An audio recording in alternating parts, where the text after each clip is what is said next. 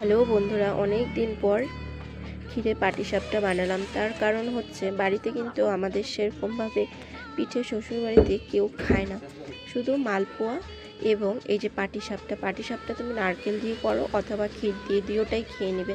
আর ভাজা পুলি হলে ভীষণ ভালোবাসে, ভাজা পুলি অথবা সিদ্ধ পুলি, এমনি তাছাড়া কোনো পিঠে খেতেই চায় না। আর চষি পিঠে আমার মেয়ে ভীষণ ভালোবাসে, আমিও ভালোবাসি, কিন্তু ওই আমার আর মেয়ের একার জন্য করতে আর ইচ্ছে করে না। কিন্তু অনেক দিন পর এই যে শাশুড়ি মা বললো, আমি শ্বশুরবাড়ি আসার পরই এমনি তো পিঠে বানিয়েছিলাম, মালপোয়া চিতই পিঠে, কিন্তু তাদের পাটিসাপটা ক্ষীরের খেতে খুব ইচ্ছে করছিল।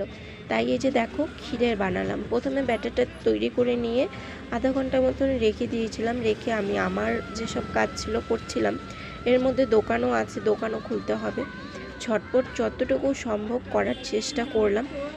করে এই যে দেখো কেমন হচ্ছে না হচ্ছে তোমরা কিন্তু কমেন্ট করো।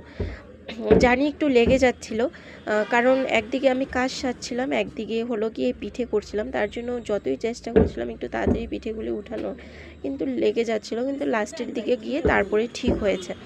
তো দেখো এইভাবে মাঠ থেকে আমি ঘুরিয়ে ঘুরিয়ে পাটিসাপটা করার কায়দাটা শিখেছি। এটা কিন্তু তুমি চিতই পিঠা যেরকম সেরকমও করতে পারবে, একটু যেসব পরোটা টাইপের পিঠা হয় এরকমও করা যায়। আর এই যে পাটিসাপটা এটাও এভাবেই করতে হয়। মাও ঠিক আমাকে এভাবেই শিখিয়েছিল বাপের বাড়িতে। তো আমি এভাবেই করলাম, আর জিনিসটা একদম সুন্দর গোল হয়।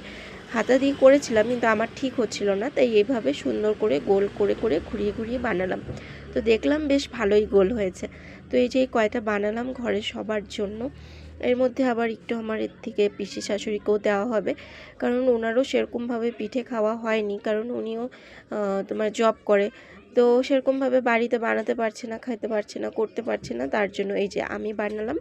এর মধ্যেই সবাই খাবে। তো কেমন হলো আমার পিঠেটা কমেন্ট করে কিন্তু জানিও।